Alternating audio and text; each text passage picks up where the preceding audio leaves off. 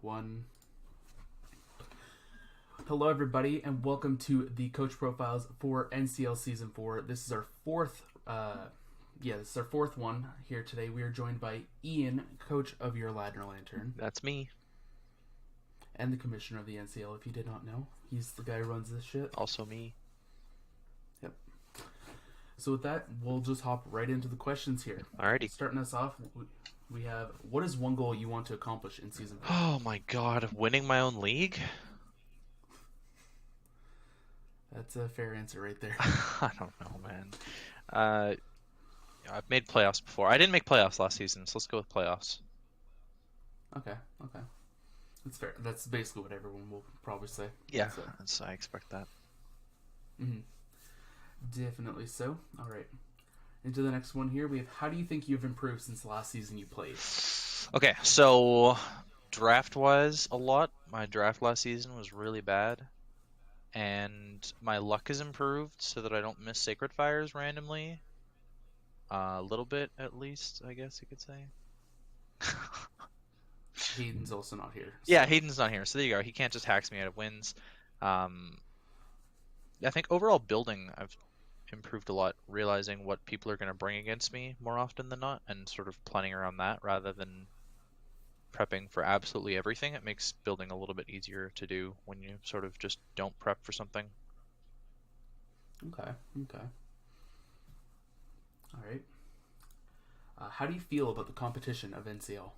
I think this is the most competitive we've had so far. Season 2 is probably a close second, but now that we have 16 people with like pretty much the Season 2 roster, I think it's the most competitive it's ever been. You know, if we had Ben still here, then it would be even more competitive. But obviously he's not here this season. So besides that, though, I like the new additions to the coaches in Zipstrika, and I'm looking forward to battling against them. It's definitely gonna be a fun season. All right. What tier change surprised you the most? Deoxys speed not being allowed. Yeah, that was a shock. That surprised me the most. Fuck. Okay, I gotta verify that it was actually speed that wasn't allowed. Because we allowed, it was, we allowed defense. Yeah. So the fact that defense got allowed and speed didn't get allowed really pissed me off and surprised me. And I was actually kind of surprised that sheer force Lando I is a thing now. So we've got some more power picks going on here. Anything that didn't change that you're a bit surprised by? Yes. Okay, so damn, there was something, and I forgot what it was. Staraptor, maybe? Well, I'm never really surprised about Staraptor. What else would have tried to move down? Stack Attacka? I'm actually kind of a little bit surprised Stack Attacka didn't move down to tier 3. Okay. I'm kind of surprised Alola Ninetales didn't move down to tier 3. I'm really surprised Chansey didn't move down. That's one that I'm really surprised about. Okay. I mean, Ninetales probably should have moved down. I had it last. Let's be real. I mean, you and I had it the last 2 seasons combined. It hasn't really proven that it's tier 2 value necessarily. It's just kind of put there because people think it's stronger than it is. Mm-hmm. Well, it's just because of the Veil setup kind of thing. Yeah, I agree. Okay. Next question here. Tell us why you think you will win Season 4. Well, I've got a shit pick, so I'm not gonna win Season 4. I don't know. Maybe my plan will go off without a hitch in the draft, and maybe I'll be just as toxic as everyone thinks I am, and that'll win me games. That's a fair point. Definitely more in-depth answer than I got from others that were just lol. I won't. Oh boy. All right. So, what mon do you think is going to shock us in the kill leaders this season? Oh man, yeah, this is a tough one because we obviously haven't drafted yet, so we don't know what's going to be on there.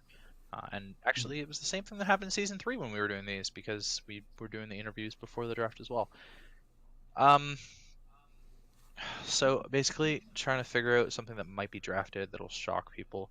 You know, a lot of people have been eyeing the low tier megas, so I'm gonna go ahead and say Mega Glalie is gonna shock us. And then just in case that doesn't get drafted, maybe Mew. Okay. And in case Mew doesn't get drafted, I don't know. I don't have a Let's backup. be real. I don't have a backup. It's gonna be drafted. Regular Aegislash is gonna shock us if Mew doesn't get drafted. There we go. I'm pretty sure Mew's gonna get drafted, but well, it didn't get drafted in season 1, so. Oh, well, I didn't know that. See how much I know about this league. Good mod too. Commenting on the Mega Glalie as well. Might not get drafted because it didn't go down a tier. True. Very true. True. As you may have saw or heard in the last episode, Hama will fine you for whoever didn't vote it down. So just a reminder on that. Yeah, he kind of threatened to fine them. Like Barry from the Gen 4 games. I'm gonna fine you if you're late. Yeah, basically. Hamu is named Barry now. Let's have that in the chat. Let me just rename him to Barry real quick. Alrighty. I gotta see this real quick here. Does he change? No, it'll be done in a second probably. Alright, moving on to the last... Oh wait, no, we have a couple more. Give us one prediction about how you think the Blitzel division will play out. Blitzel. Okay, so there's a few players I wouldn't necessarily call Blitzel, but there wasn't really room in Zipstrika for everybody this season. So like the top 3 that I expect to promote is like Aaron, Necro. Let me see who else is in Blitzel here. Aaron and Necro are at the top of my list for promotion spots in Blitzel, and then I think Terra's gonna shock us and do really well. Okay. Why do I feel like I'm missing players in this server list? Actually, Oh, it's because a ton of them are online. Okay, that helps. Yeah. I was like, wait a second. This doesn't add only up. 4 Blitzel are on. Yeah. Yeah. But I was looking through the offline list and I couldn't see. So yeah, that's my prediction for Blitzel in terms of who's going to promote out of the 3 people. Although, granted, the third person may not actually promote because it takes a match for them to promote. Mm.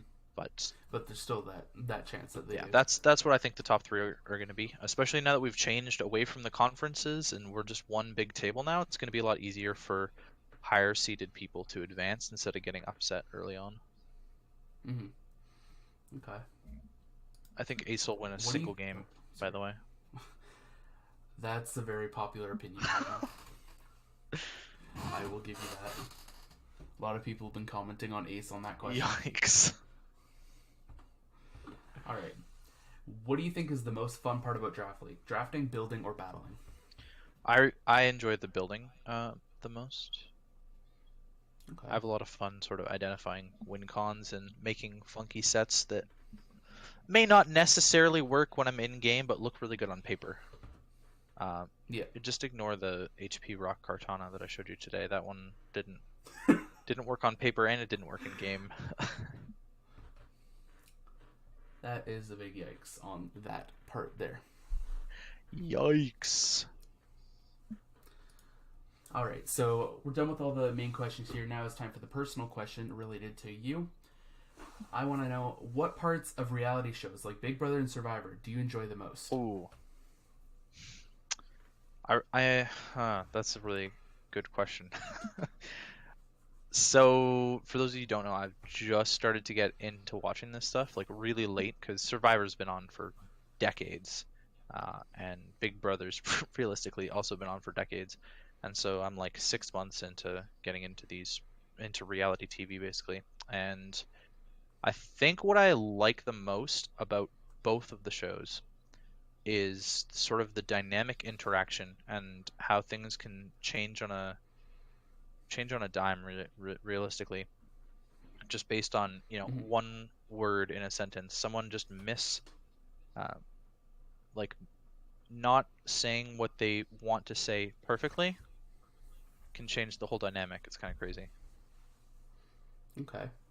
Definitely they both are social experiments in how people will react and talk. Yeah. I forgot the word for a second. Misspeaking. It's definitely I think is what I was looking for. Misspeaking.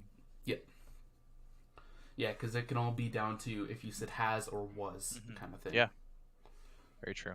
And little things like that. Like, oh, I was going to make an example, but I don't want to now because that's spoilers, but you know. I haven't seen the episodes. It was a survival. Oh, okay. I It was going to say, I haven't seen the Big Brother Canada episodes from this week yet. Yeah. Neither have I. I've only seen the first one. Oh, you saw the first one, though? Okay, I haven't seen that one. Yeah, not the second. I don't know who went home first. Twitter was spoiling it for me, so I had to log off of Twitter. Ugh. Yikes. Yeah. Alrighty, and with that, that is the end of the interview. Any last thoughts?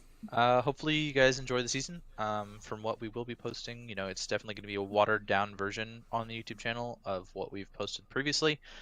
Or maybe I'll just go against my word and just go back to completely doing all of the same series that I used to. But probably not. Yeah, so enjoy the season and have a fun time watching. Alrighty. With that, that's going to be wrapping up our 4th episode of Coach Profiles here. As I always do, I never know who's up next, so we will see who it is in the next episode. Thank you all for watching, and we will see you guys in the next one.